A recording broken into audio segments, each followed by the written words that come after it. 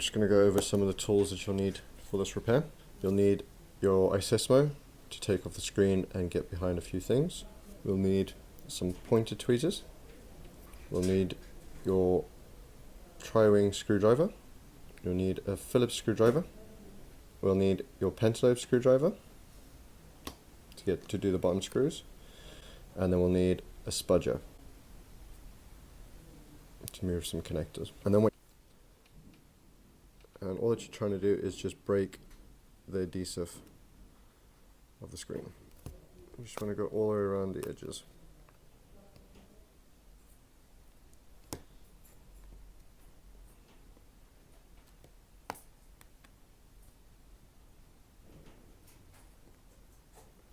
Get to a point where you can get your fingers in it just to give it a little bit more lever, and you want to go all the way down the edges.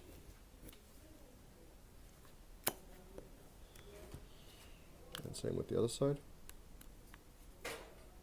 And this side is the right side is the side you need to be careful with, because it does have the cables for the screen and the front camera.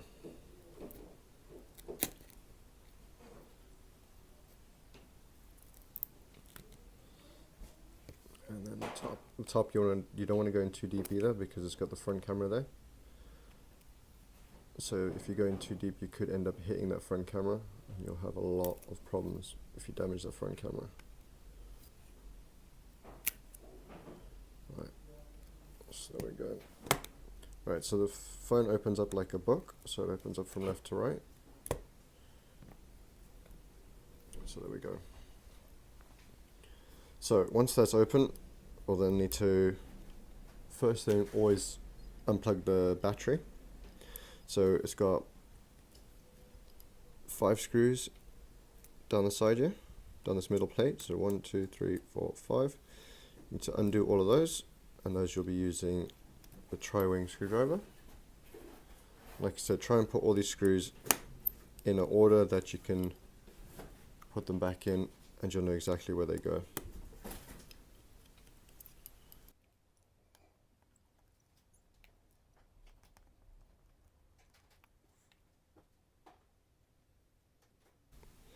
Awesome. So once you've done all those screws, you can just lift up that plate. There we go, and that will reveal all the connectors underneath it. So the first connector you want to lift up is the one that's connected to the battery. So that will be, it's kind of got like a lower platform and a higher platform. So those will be lower and those will be higher. So it's the first one on the higher one that you want to disconnect. You can see the little battery cable goes down to it. So that's the one you want to disconnect first, because that is your actual battery cable. Right, after that you want to take off the screen itself. So you've got 2 connectors, which is the lower one here, the higher one there, and then you want to take the first one off on the left hand side of the bottom row. So you can use your nails for this, or you could use the flat end of a spudger, and you can just go in and lift it up. With a spudger, be very careful, because you could end up hitting some chips with it. So you just want to go in gently and lightly and lift it up. So that's the screen connectors unplugged, and the ones for the front camera. So the front camera one is got a little bit of adhesive down the bottom here. So you just want to lift it up and hold the cables down on the other side, so it doesn't take the cables with it.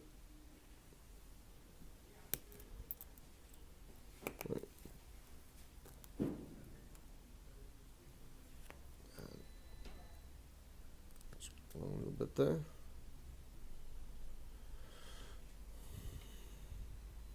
Right. So that's the screen off.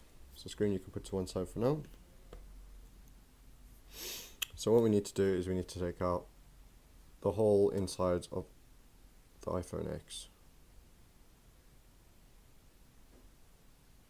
Right. So to start off, it's probably easier taking. I'm going to try and just get behind all the adhesive. Right.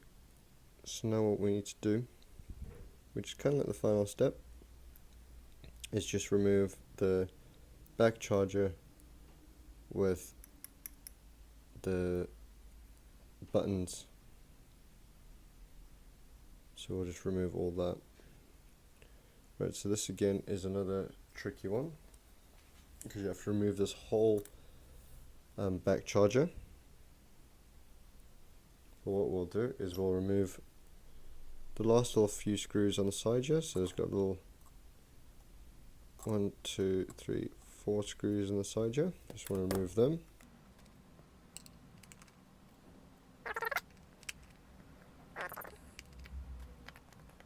So this has a little plate that sits on the top side here as well. Just want to remove that. This cable here is very thin, so you just want to be very careful with that. Just go along as slowly, lifting little bit by little bit,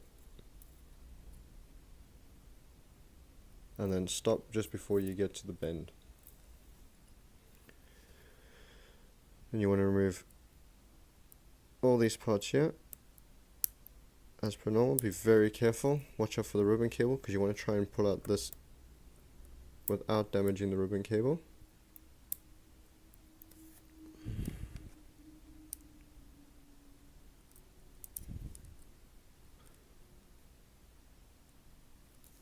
Like so. And just go around slowly. And then lift up that part there.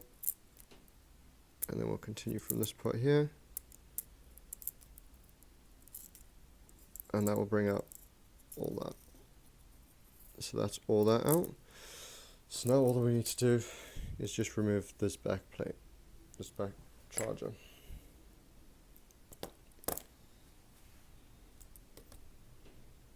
Right, so generally the best way to remove this back charger is by heat.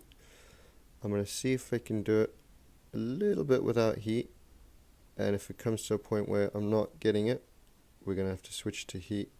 Unfortunately, I won't be able to show that on the camera, as I don't have that station by me. Alright, so I'm just going to quickly heat this up, so I'll cut the video here and I'll be back in a few seconds. Alright, so it's back now. Just put some heat on the back of this, so this should be able to come up a lot easier now. I do suggest heating it up. Obviously you can try it without, but the chances of you ripping it is very high compared. It's not the easiest one to do. But what you want to kind of do is just get underneath the cable.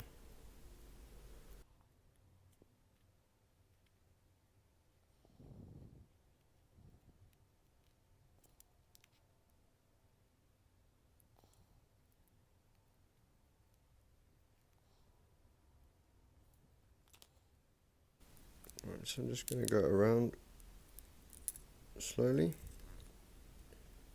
Just lift it up a little bit by a little bit. Because I've applied some heat onto it, you can feel it like just kind of pull itself off almost. Like I said, I do suggest using heat on this one. It's not the best if you don't use heat. Right, like so. That should bring off the whole thing. Generally if you use heat as well, it should bring off it with the adhesive as well. We just need to clean up the adhesive there a little bit, but it should bring the whole thing off, like so. Right, so that is literally everything that we kind of need to take out. Yeah, like I said, we might need to come back down to these little brackets and take them out as well. But for now, that's majority everything. Obviously, does have the buttons in there. Generally with most new rears, it comes with the buttons in it, so we'll just use those buttons, but we'll come back to this if we need to transfer anything over. So what we'll do now is we'll get a new rear out. Like I said, these rears come with buttons. but that is the new rear. Just put loads of finger marks on it, but there we go. So we'll just generally do pretty much the steps backwards now. So what we'll do is we'll take off this first, this wall cover, and then we'll put the rear charging on, wireless charging. Put that in place. So the cable goes to the top side. You just want to kind of get it in the center, like so. Once that's on, we'll pretty much screw this back into place straight away.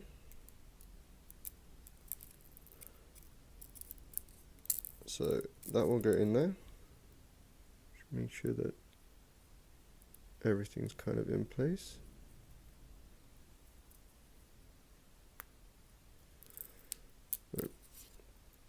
So I'll screw that back into place. All that we need to do is just put the two volume buttons in there.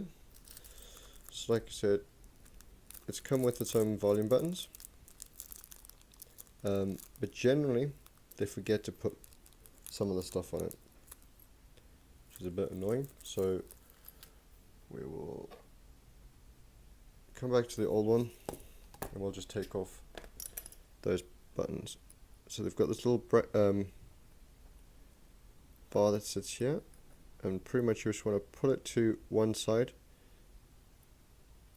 till it disconnects, and then pull it the other side, and it's just a little bar that sits there. So you want to take off that one, and you want to take the other one off,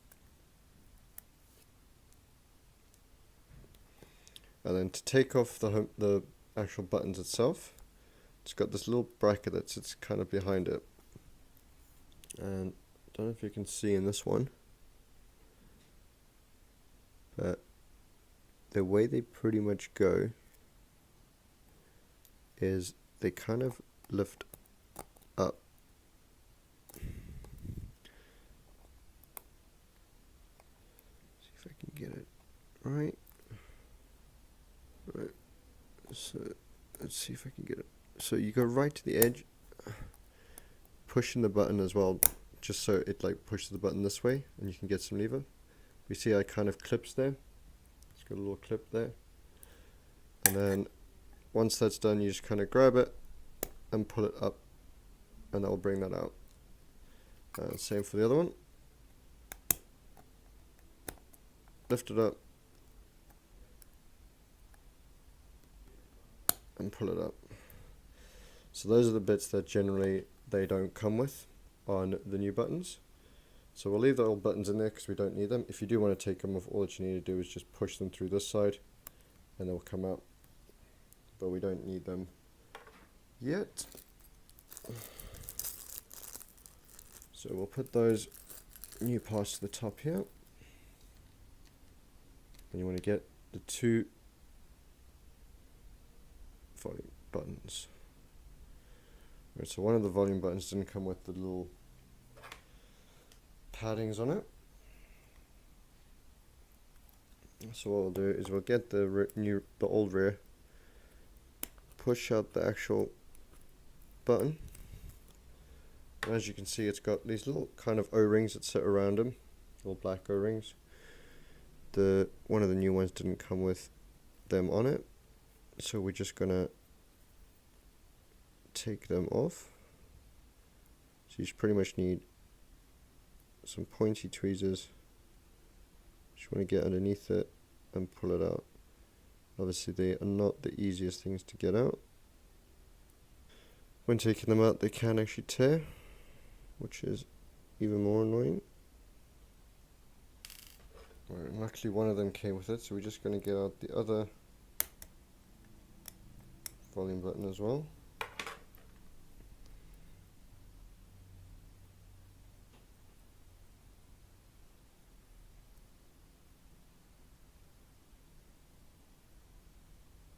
I mean, obviously you don't have to transfer these, but we try and transfer everything to make it back to as best we can.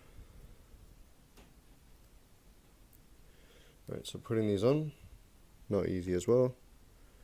Kind of just need to hold it and push it down with your nail, and then bring the other side over the top. So that's both of them now with O-rings.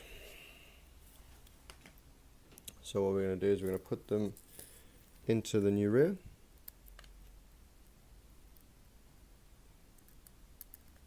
So it doesn't matter which way they go, both just push in. Once those are in, we can then put these back in.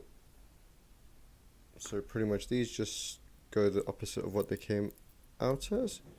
Just get the one side with the bit that's straight down.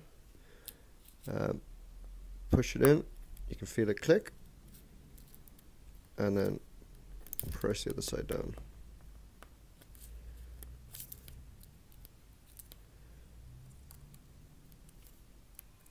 And the best way to know that they're in is you can move it backwards and forwards.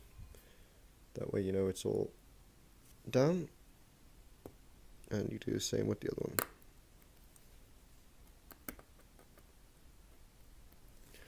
Right.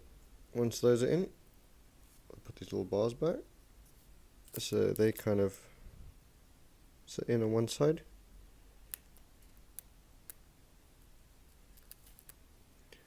And then clip in on the other side. You push them down. Do that for both sides.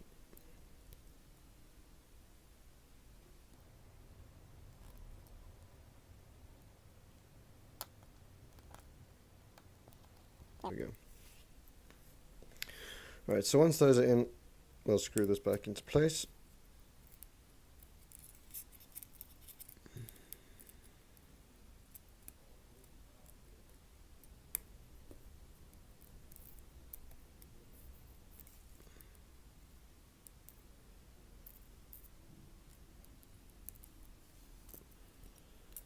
Right, and then all we need to do is screw those back into place. Like I said, this is where it becomes vital for you to put the screws back, or in a place that you can put them back in the same way they came in. Right.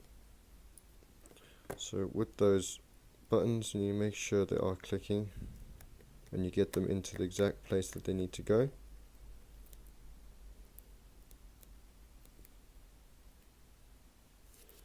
If you don't feel them clicking, then you're going to have a problem with them not working.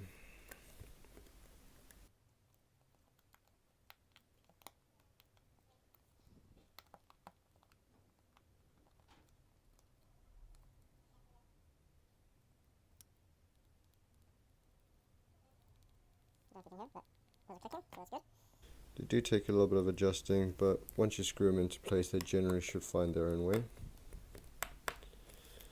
There.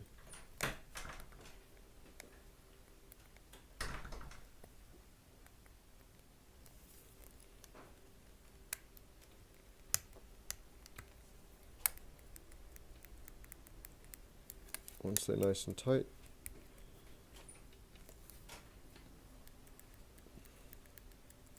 can feel them click again. Make sure the mute switch works as well. Make sure everything's nice and tight, that way you know they'll definitely click. Right, so then I need to screw in this bottom part. So that little bracket that came out, that goes with the kernel U-bend at the bottom, and the bit that kind of can open up at the top. So we're going to screw those in first.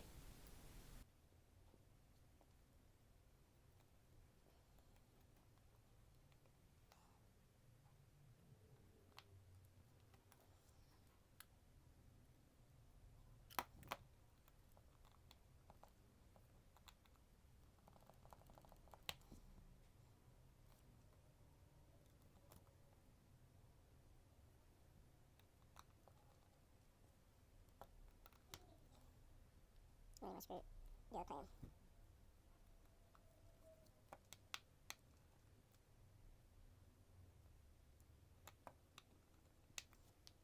So once that's done, you can feel all the adhesive has stuck back into place, and those are all lined up again. HTML.